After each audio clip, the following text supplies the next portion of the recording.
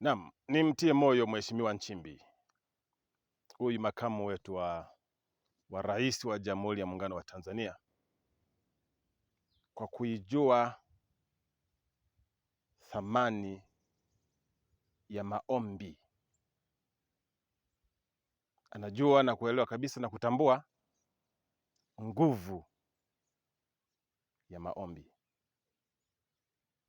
kitu ambacho ni tofauti kidogo na viongozi wengi katika mataifa mengi. Pia unajua, mtu akishapata nafasi kubwa ya namna hiyo, title kubwa katika serikali, walio wengi ni kama wanapotezaga ile hali ya kufikiri kwamba title hizo hawakuzipata kwa sababu ya uwezo wao.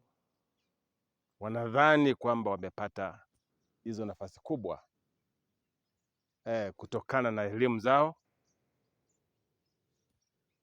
na umuhimu wao katika jamii, kutokana na kazi wanayoifanya na vitu vya namna hiyo. Ni wachache sana katika nchi mbalimbali ambao wanafikiaga hatua ya kujua kwamba hapana, aliyefanya haya ni Mungu, kwa hiyo nimrudishie Mungu utukufu.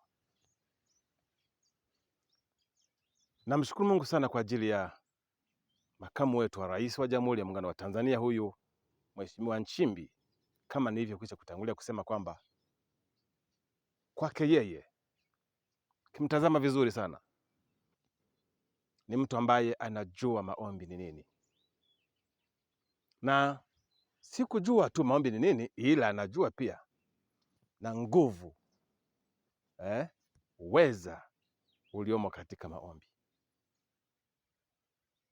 Na ndio maana bila kupepesa macho, bila hofu na mashaka, bila wasiwasi, bila kuto kujiamini, bila kuangalia title yake, nafasi yake katika nchi, bila kuangalia watamuonaje wanadamu, anadiriki kabisa kutamka kwamba iko haja ya kunyosha mikono na kuweza kuliombea taifa, kuiombea Ikulu. Anawaomba watumishi wa Mungu, anasema tuombe kwa ajili ya Ikulu. Hongera sana Mheshimiwa Nchimbi, na kwa unyenyekevu wa namna hiyo, kwa utauwa wa namna hiyo, ucha Mungu wa namna hiyo, hakika taifa laweza kusamehewa, laweza kupona, na si kwamba laweza, linapona sasa, kutokana na unyenyekevu wako ukiwakilisha Ikulu ya Tanzania.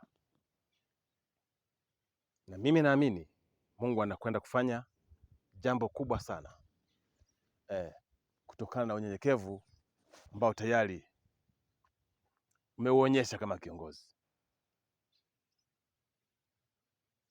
Masikitiko ni kwamba kuna baadhi ya watumishi wa Mungu, nasema ni baadhi, ambao nadhani wana changamoto zao za kiakili kwa njia moja au nyingine, za kisaikolojia, matatizo ya namna hiyo. Nasema hivi kwa sababu gani? Kama watu wanabeza, wanakataa, wanaona kunyosha mkono na kuiombea nchi sio halali, mimi inanipa shida kidogo, napata mashaka na utumishi wao. Napata mashaka na utumishi wao kwa sababu vitabu vitakatifu na maandiko mbalimbali katika vitabu vya dini yanatuhamasisha kuomba. Unapoomba, ndugu yangu, bila kujalisha huyu mtu ninayemwombea ni mtakatifu kiasi gani,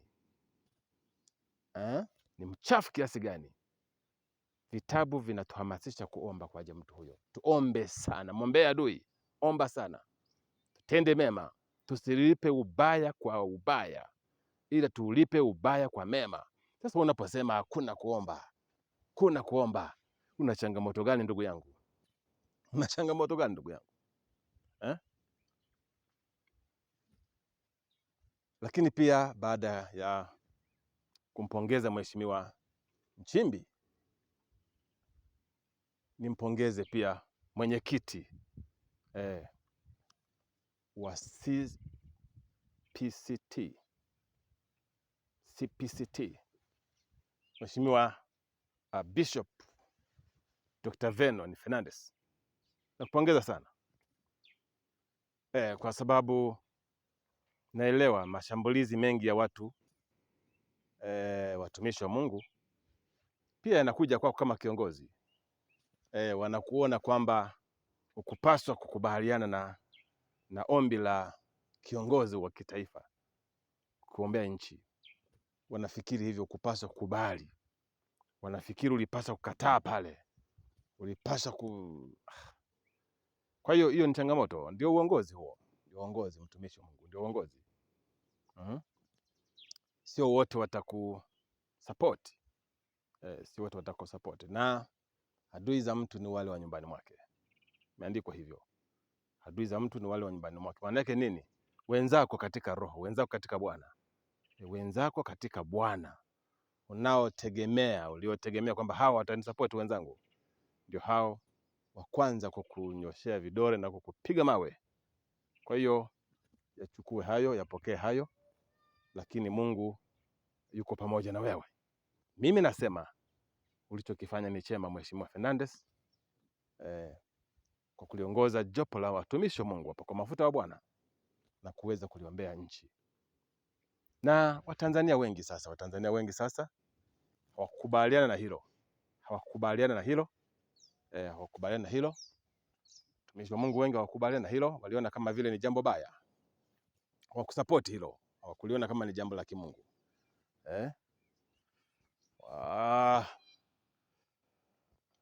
Hawakupenda. Na ndio maana wako against sasa, wako kinyume na ile maombi yaliyofanywa kwa ajili ya kuliombea taifa. Wanakataa. Viongozi wa dini hawa, wa Pentecoste hawa, wachungaji hawa, maaskofu hawa na mambo mbalimbali wanakataa. Lakini kukataa kwao ni kwa sababu ya mazingira, of course, na nyakati hizi watu wana hasira, bado hasira zimo. Watu wanakaa hasira, wanakataa, wanatarajia kwamba silaha ya kushinda ubaya basi uwe ni ubaya. Kwa hiyo ni hasira ndani ya mioyo ya Watanzania bado. Si kwamba hawajui maombi, si kwamba hawajui faida, si kwamba hawajui nguvu ya maombi, wanajua, lakini bado ni hasira za Watanzania. Naamini zitaisha. Lakini ni washauri pia Watanzania wenzangu kwamba basi tusiwaone waliofanya huduma, wanaoenda kufanya huduma hizo, kuombea taifa na kumwombea Rais wa Jamhuri ya Muungano wa Tanzania na kuombea serikali na kuombea nchi na kuombea viongozi, tusione kwamba wanafanya vibaya. Hapana. Kila watu wamepewa na majukumu yao. Kila mtu amepewa majukumu yake katika kujenga ufalme wa Mungu. Naona kuna watu ambao wamepewa kuongea. Yeye sio mwana maombi, lakini amepewa kuongea, kusema. Si mnawajua? Yeye ni msemaji na amepewa hilo. Hatuwezi kumshambulia kwamba kanuni nasema hivi, hapana. Hatuwezi kumshambulia. Amepewa hilo na Mungu wetu.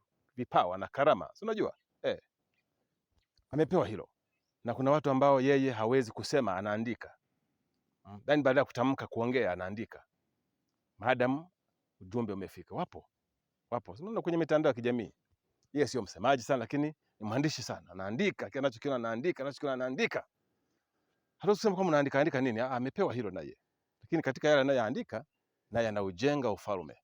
Na ujumbe unafika mahala ambapo unastahili kufika. na Mungu anafanya kitu kutokana na uandishi wake. Hizo ni karama, ni vipawa. Lakini pia kuna wale ambao walipewa kuonya, kusema, akapiga kelele. Nao hatuwezi kusema wanasema hovyo hovyo, hapana, wamepewa hivyo. Hizi ni huduma za kimungu, ni kila mtu amezaliwa na kipawa chake na huduma yake. Kwa hiyo hatuwezi kuwabeza nao kwamba wanafanya vibaya, japokuwa kila kipawa, kila huduma, kila karama ina changamoto zake, nao wasemaji wana changamoto zao. Sio? Lakini pia kuna wale ambao pia hawakupewa kuongea, kuonya. Yupo, badala ya kusema, kutamka, yeye anapiga magoti, anaomba. Umepewa hilo. Sasa kundi hilo ni la watumishi wa Mungu wengi, mabishop, maaskofu, mitume na manabii. Wengi sio wasemaji kiasi hicho kuionya serikali, hapana. Lakini unashangaa kitoka hapo anaenda kupiga magoti kuomba. Unaona? Wamepewa hilo. Kitoka hapo anaenda kupiga magoti kuomba. Hakupewa hilo kuonya, kukaripia serikali. Sasa hatuwezi kusema kwamba hawa ni mabubu. Mabubu. Machawa. Hapana, wamepewa hilo kwa sababu tunategemeana. Asipoomba kuna jambo pia halitakukaa sawa. Kwa kuomba kuna jambo pia linatendeka. Tunategemeana. Kila mtu amepewa karama kwa njia tofauti. Lakini pia kuna wale ambao sasa ni watumishi wa Mungu. Naona watumishi wa Mungu, lakini pia wamepewa kuomba na kusema. Anaomba na kusema, naomba na kutamka, naomba na kukemea. Na ni mtumishi wa Mungu. Hatuwezi kusema kwamba huyu bwana amemshinda, vue majo, aende kwenye siasa, aende kwenye nini. Hapana. Amepewa hivyo. Wote ni watumishi wa Mungu. Wanafanya kazi kwa ajili ya Bwana.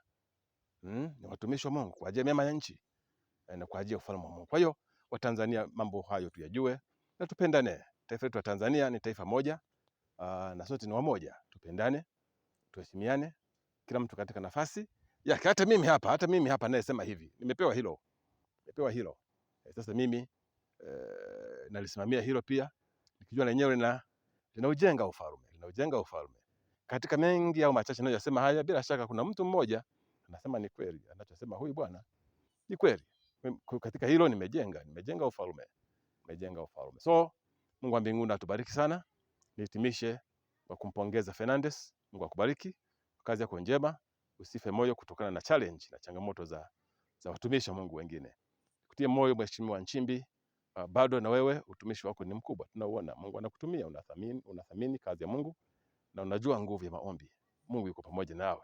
Tanzania yetu ni salama. Tutashinda na tumesha kushinda. Amani Tanzania. Amen. Asante, karibu sana.